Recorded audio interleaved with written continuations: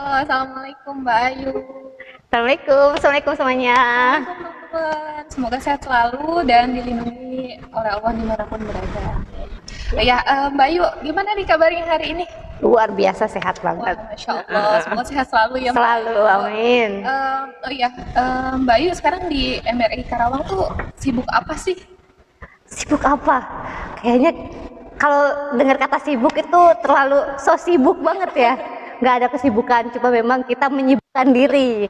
Nah, salah satu kegiatannya apa nih Mbak Ayu? Kalau terkait kegiatan itu setiap hari kegiatan ada aja ya. Karena kan isu kemanusiaan di Karawang ini banyak banget teman-teman.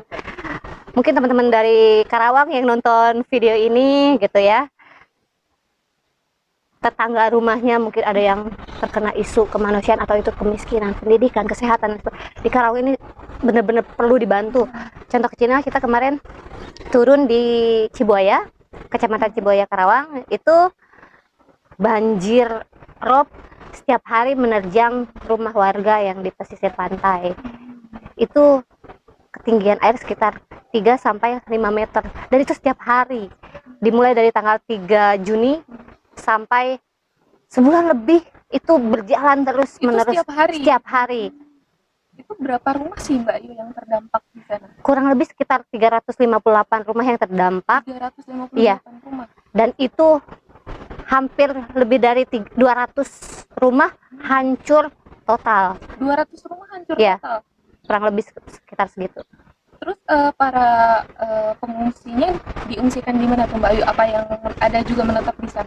Dari segi pemerintah sih alhamdulillah ya, Bupatinya Bu Selika itu sudah turun ke lapangan dan mengajak warga sana yang terdampak untuk direlokasi. Hanya saja mungkin dari ya segelintir warga sana mungkin ya, kalau salah mohon dikoreksi ya teman-teman, karena memang beberapa warga yang sudah ngobrol sama saya itu sekitar ya 5-6 orang gitu ya, dia itu bilang bahwasanya warga sana kenapa nggak mau direlokasi karena mungkin satu, sumber pencahariannya itu di pantai, karena mungkin mayoritas mereka itu mata pencahariannya itu sebagai nelayan kan, kayak gitu. Yang keduanya itu dikarenakan mungkin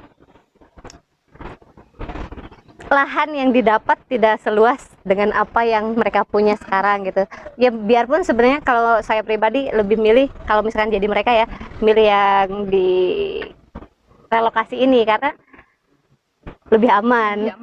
Mungkin ya karena itulah mata pencaharian yang susah ditinggalkan gitu kan. Nah, untuk fasilitas pendidikan sendiri di sana ada sekolah yang terdampak juga atau bagaimana? Ada itu sekolah SD terdampak karena sebelumnya juga kita buka posko di sekolah SD dan PAUD juga sebelahnya itu kan, dan itu setiap hari air masuk sampai ke dalam sekolah. Iya. Ketinggian berapa meter sampai ke sekolah itu? Hanya sebentar sih, kalau di sekolah paling sekitar semata kaki, tapi di depan ya, di depan. Tapi kalau yang untuk kelas lainnya itu masuk airnya, kayak gitu. Saya sempat dengar kabar juga Mbak Ayu, air laut tuh sampai ke dada, sempat ke dada orang dewasa, itu benar nggak ya? Bener, itu hari-hari pertama tanggal 3 Juni itu seperti itu, karena memang dapat info dari warga seperti itu juga. Karena saya berulang kali jalan malam, maksudnya datang malam habis beli makan gitu kan dari luar, datang ke lokasi lagi, itu selalu air udah naik dan ya motor pun susah aksesnya, akses susah, jalannya bener-bener nggak karuan. Akses jalannya Sudah pasir atau sudah tertutup pasir, dan beberapa yang kita masuk ke dalam lagi, lebih dalam lagi itu karena udah ditutup batu-batu alhamdulillah ya, sama karung-karung pasir kayak gitu kan. Tapi tetap aja kita jalan pun ketutup air dan motor sering kali mati karena air kan tinggi ya, tergenang gitu. Ditambah lagi itu air asin kan, berdampak juga sama mesin motor dan lain sebagainya kayak gitu. Itulah yang kita alami di sana. Terus apalagi terkait ini sih, alhamdulillah ya, masjid itu ada 3 yang terdampak dan yang satu udah lumayan hancur, dan alhamdulillah sudah banyak donatur yang masuk dan memperbaiki masjidnya. Terus ya alhamdulillah juga terima kasih buat para donatur ACT dan MRI yang sigap banget gitu terkait info banjirop ini kan. Itu ada dari PLN seluruh Karawang itu sudah bantu, terus ada juga dari Kim itu juga bantu, Kim Cikarang, dan masih banyak lainnya ya yang turun bantu juga melalui ACT. Dan alhamdulillah terima kasih jazakumullah khair buat kalian semua, semoga jadi ladang amal kita semua itu ya. Barangkali dari teman-teman juga ada yang aware gitu ya, ini juga ada masjid yang masih belum kita handle. Dari Mentari Ilmu juga terima kasih sudah bantu. Dan apalagi yang pengen saya ajak itu di sini nelayan ya.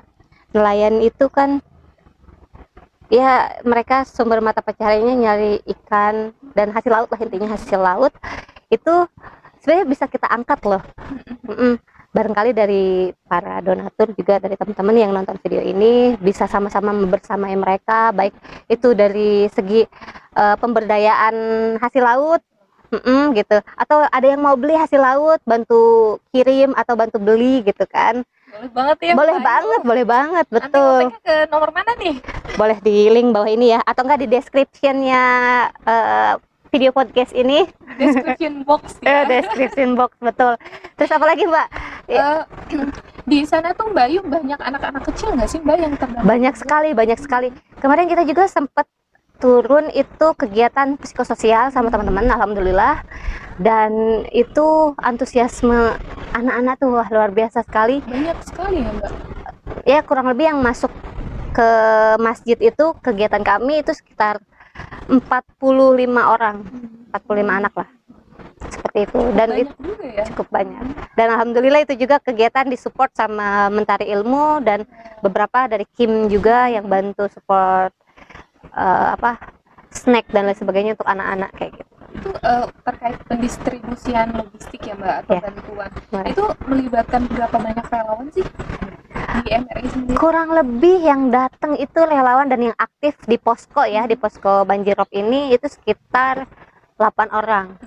Kurang lebih seperti itu. Jadi mendistribusikan bantuan paket donasi gitu ya dari donatur itu ke seluruh warga terdampak gitu. Iya betul. Itu yang saya miris ya.